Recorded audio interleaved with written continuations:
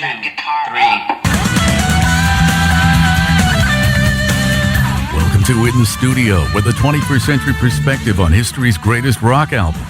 I'm Redbeard, and today in the studio, original members of Yes reconvene for the anniversary of their breakthrough third album. I've seen all good people turn their heads each day, so satisfied I'm on my way.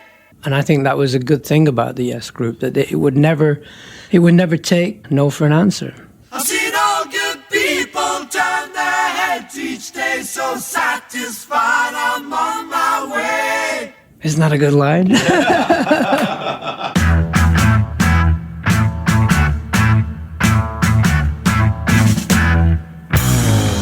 I must say a lot of it was down to the energy of Bill Bruford, because initially any band is only as active and creative and as good as its drummer. That's where it all starts.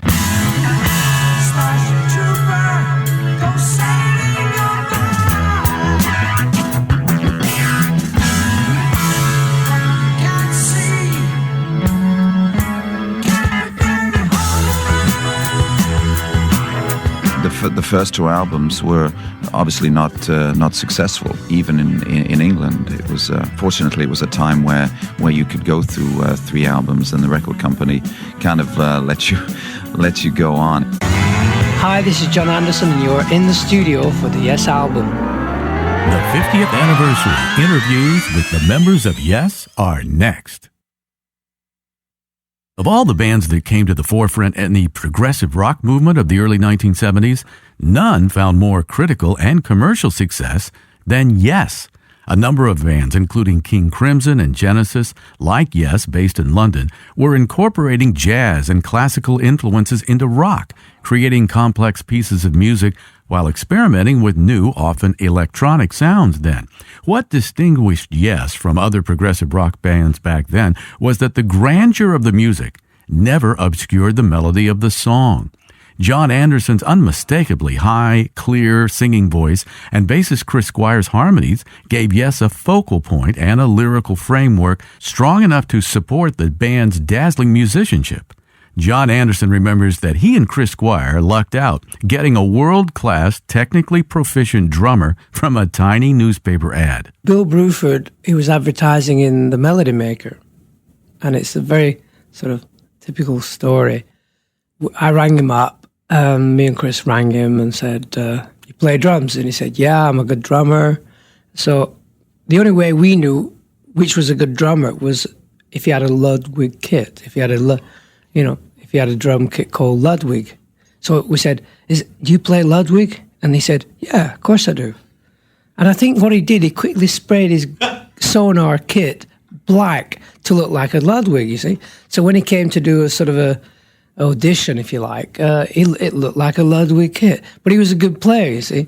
So that worked pretty well. And he had a car, which helped. I mean, it was only a Mini. It was a very small car. He said it was his, actually. It was a girlfriend of his. But then he was in the group, right? He was in the group before we met him.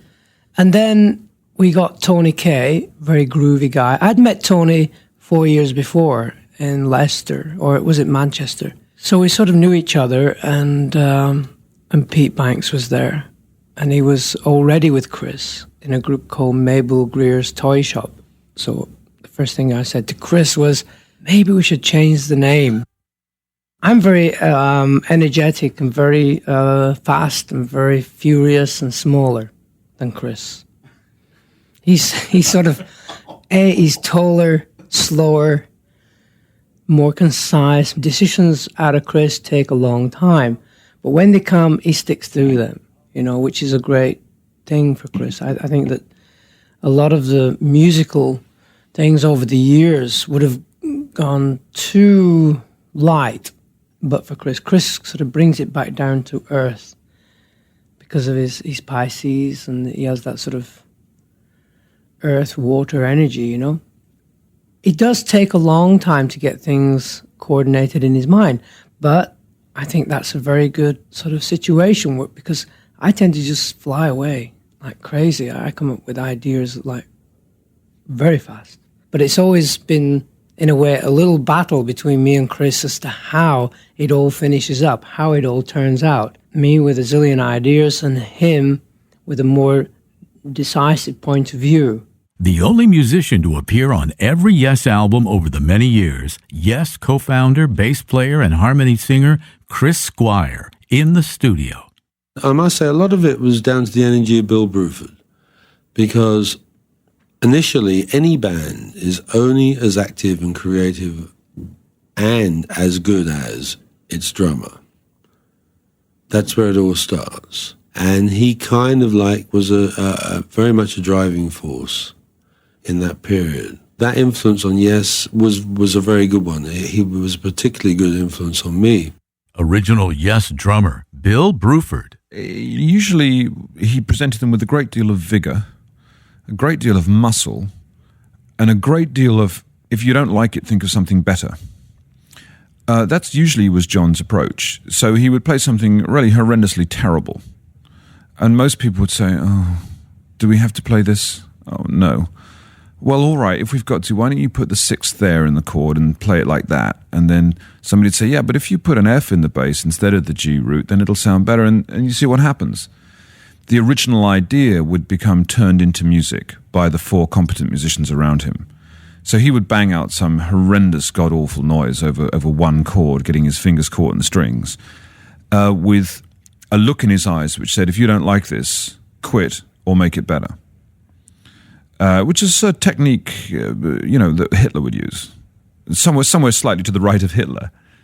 And of course, people would say, do I have to leave the group? No. All right, well, let's tell him that if you move the G6 to the G minor 6, then it'll sound really good, And so that's what would happen. And then somebody would say, well, that sounds quite good. And hey, presto, the ball is up and running.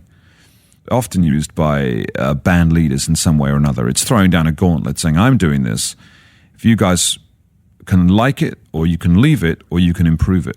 So we'd improve it.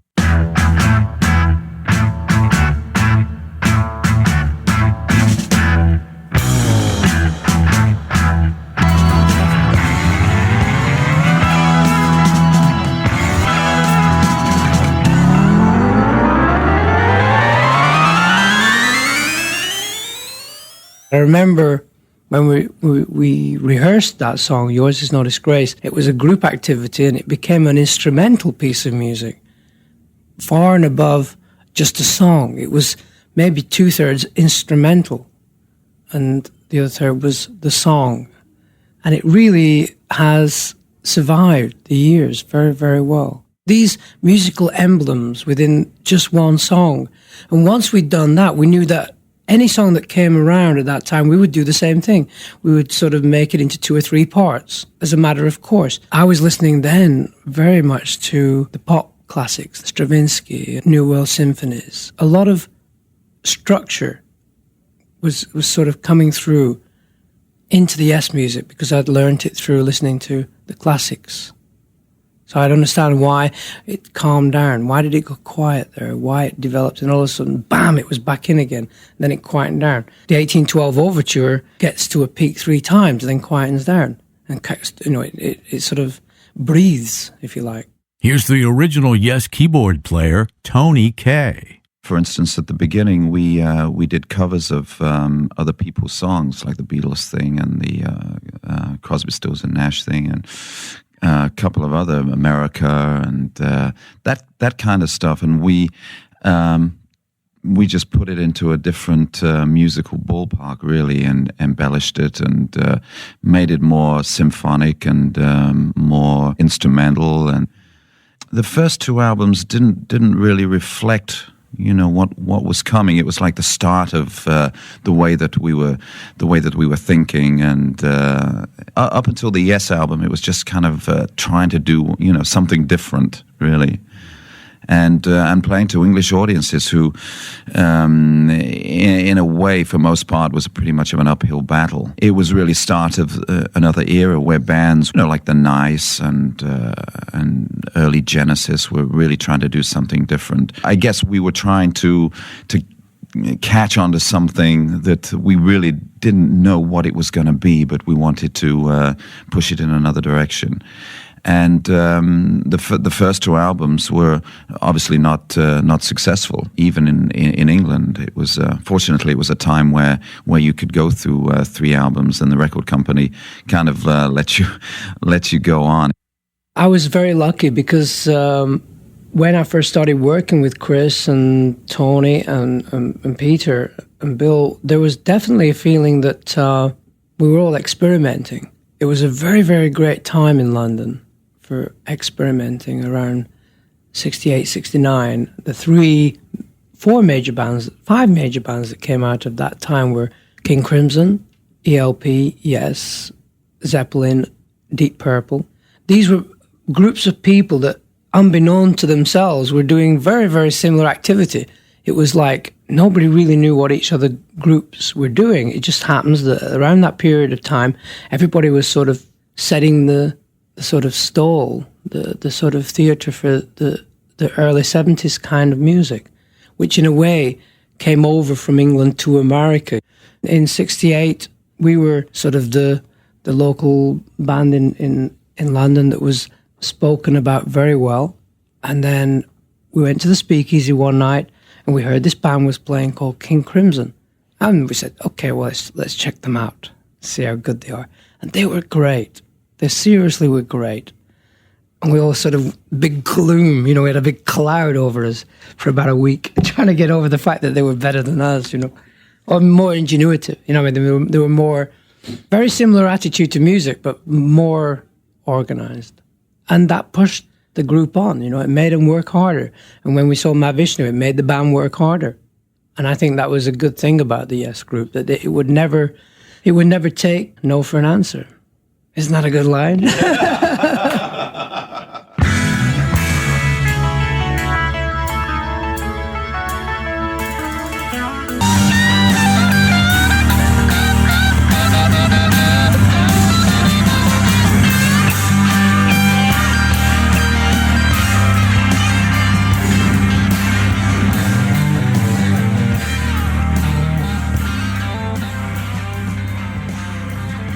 Coming up next to join John Anderson, Chris Squire, Bill Bruford, and Tony Kaye will be the second guitarist, Steve Howe, who made his first band appearance on the Yes album.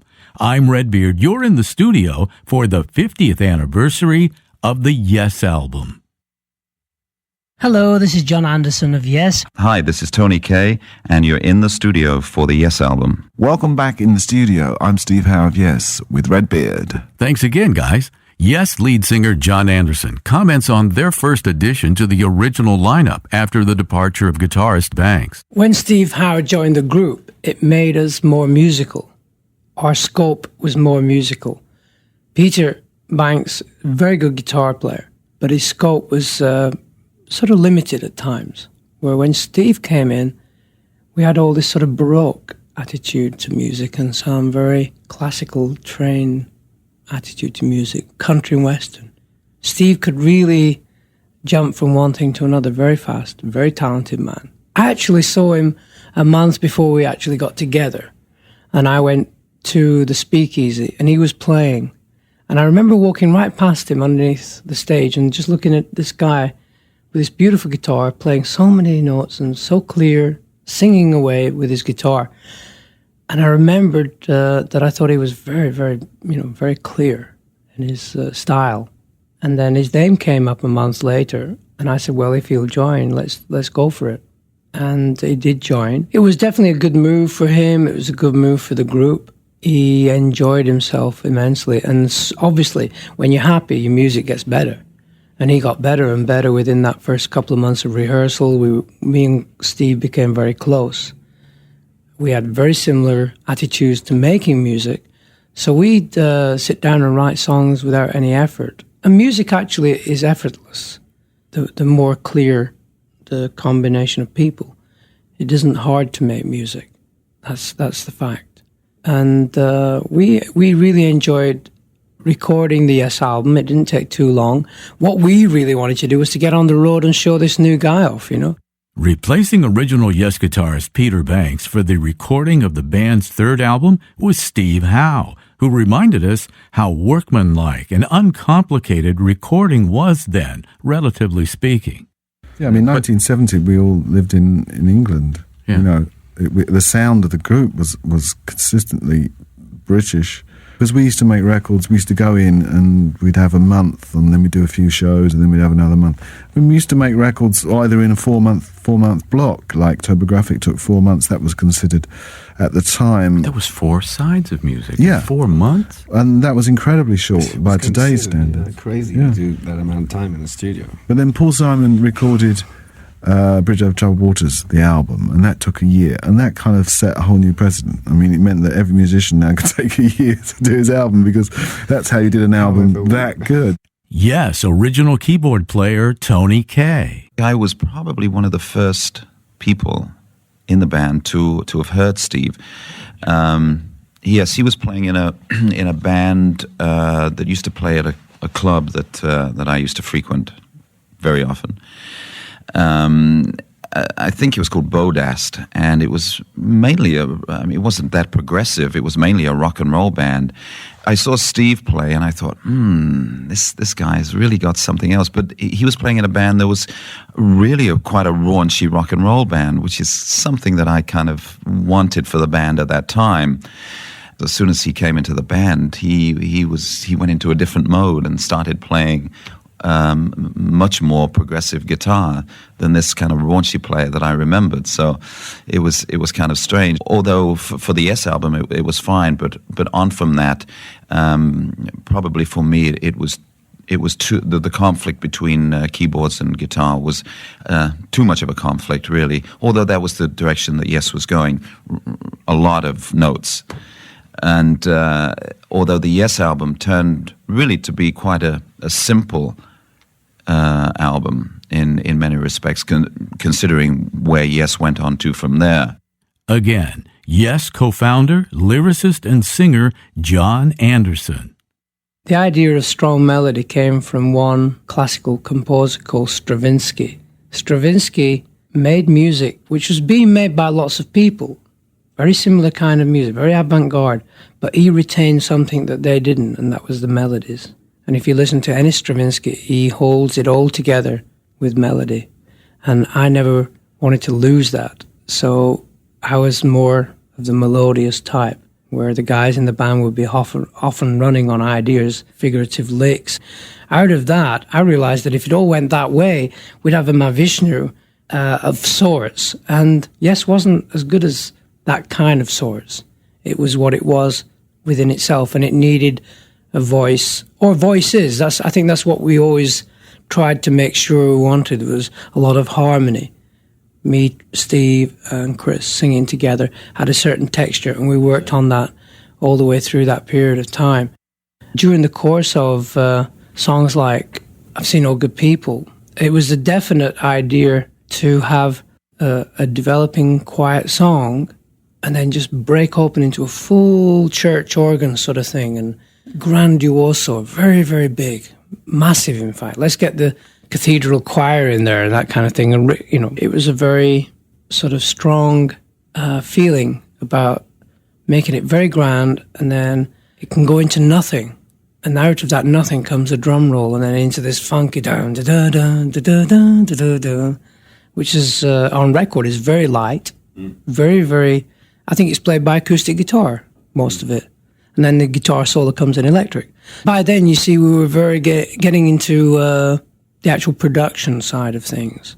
We'd left it to other people before. I've seen all good people turn their heads each day so satisfied. I've seen all good people turn their heads each day so satisfied. I'm on my way.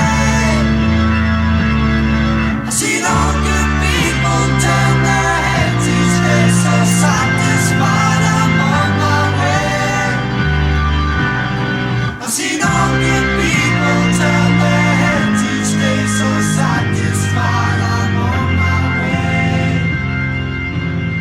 I've seen all good people turn their heads each day so satisfied. I'm on my way. I remember when we were doing I've Seen All Good People, your move was do-do, do-do, like a syncopated, but the thing was that I remember someone coming in, a famous producer saying, "Why don't you put a bass line in or something like that?" I said, "No, it's got to have nothing there. It's just got to go ba-da, like that, like a heartbeat, you know." So we were very, very adamant about what we were trying to do as a group. We were trying to do something a little bit different. There was that combination of this is the way we're going, so you better hang in with it because we don't know where we're going. We just want to change things a little bit, you know. And the audiences were doing it as well. Audiences were willing to sit and listen to Long Distance Run Around, Yours Is No Disgrace, Heart of the Sunrise, music that really lasted longer than the norm. I think they were definitely more able to release their joy of what they heard. I mean, they wouldn't sit there and wait until the end of the song and then clap and cheer. And they'd do it halfway through, and really that was so new to us. And I think that the audiences that came to see us in that first 2 or 3 years inspired us to do Close to the Edge and Topographic and made us want to do these very longer, how can I explain it, different way of looking at music. We just hoped that the audiences would like it. You know, that was the thing to go for. You just say, well, this will really make them sit up and listen or something. And for the first few times we played these pieces of music, it was sort of a blank out there, just saying, I wonder if they like them, because the album had just come out and we were out there touring. But within about a month, they all started to somehow just sing along with them. And all of a sudden we realized that, well, if they're willing to go this way, this is great, because this is where we want to go. And I think this is really what it's all about, that you try out ideas on yourself first and foremost. And if you really appreciate them, then you release it to the audiences. And you hope that somebody out there likes what you're trying to do. And if they do, then you follow through and do some more of it. Follow In the Studio on Facebook, on Twitter at Redbeard Rocks, and online at inthestudio.net. I'm Redbeard in the studio with John Anderson, Bill Bruford, Tony Kaye, Steve Howe, and the late Yes co-founder Chris Squire. I'm Redbeard. That's next in the studio as we continue on the 50th anniversary of the Yes album. Yes co-founder, lyricist, and lead singer John Anderson looks back across the 5 decades since the making of the Yes album in the studio. If I look back in those days, there was a certain element of, well, if you go to America and you do well, in a way, you're sort of selling out and you have your hit records and things like that, and nobody will love you in England ever again. And strangely, we held on to the musical side of the group as our sort of armor against that sort of possibility where the business would try to manipulate you and tell you, okay, well, you've had your hit records, you've got to make more hit records. No, we sort of said, no, we're going to carry on making albums. We are making an album's worth of music that we can perform on stage. And we really kept to that sort of attitude. It didn't rub very well with everybody, especially in the business side. Or some critics at times started to say, well, who do you think you are, you know, doing long pieces of music and stuff like that. But me and Chris initially decided that we wouldn't be too much of a here today, gone tomorrow band. We wanted to do something a little bit more creative. And we were very lucky. We seemed to keep bumping into the right musicians at the right time to join the group and to make it solid, you know. Yes guitarist Steve Howe, who debuted with the band with their 3rd album, marvels at modern methods of recording utilizing the completion backwards principle, which in comparison makes the Yes album recording seem like primary colors. But it's different listening to a record made in 1990 than 1970. Yes. Yeah, I mean, I'm not too bothered that things might go out of time or the edits aren't really right, you know. But the feel, you know, we were actually recording a performance then, but now we've reinvented, not just us in particular, but the recording industry is reinvented by performances, and it's a new listening experience. It's really diversified from the emotional experience to the, I think, perfectionistic, but it's almost like a cleansing process. The music, by being so right, can do something beyond what just an emotional record that has an earlier rock record that has inadequacies and it drags, or the snare drums keeps being late. Right. We lived with all that because we didn't know how to fix it, but now we do know how to fix it, and it's different musical experience. It's gone a long way from just the emotion, which is almost unspeakable. You can't really talk about that. It sounds very pretentious, really. Those great hits that we all look fondly back on that came off of 45 RPM records and stuff like that, they weren't done this way, and I wouldn't change them. Oh, no. I wouldn't change a thing about I them. wish we could make records like that again. Well, Yes, because absolutely. people genuinely want to. And some producers, like Trevor Horn, who's a good friend of mine, has gone every which way around to try and get something like that again. But that's the time. That is the date.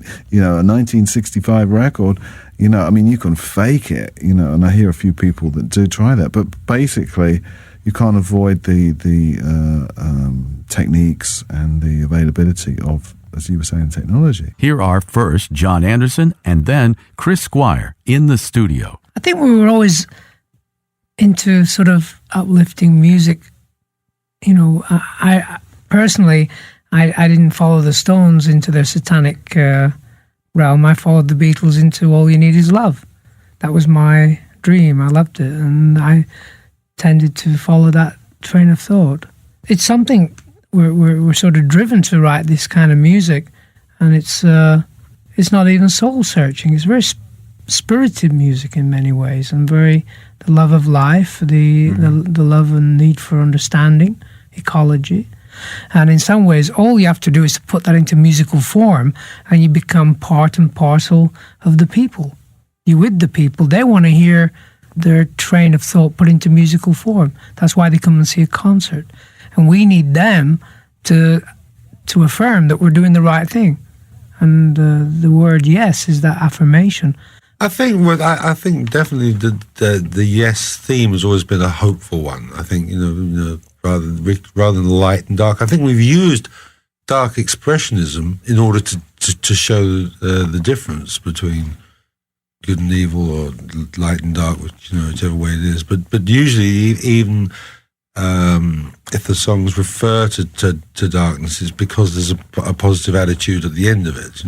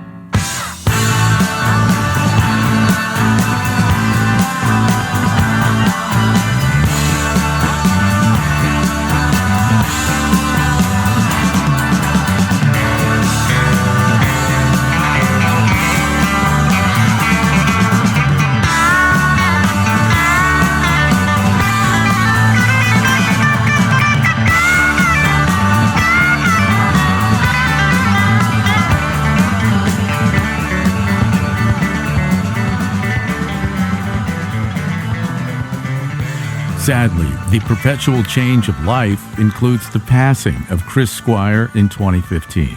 But gladly, Yes was finally inducted into the Rock and Roll Hall of Fame 2 years later.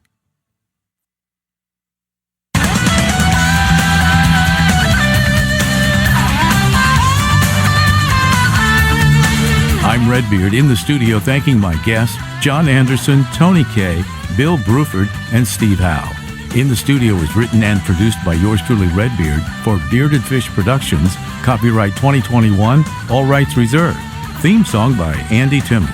Follow In the Studio on Facebook, on Twitter at Redbeard Rocks, and online at inthestudio.net.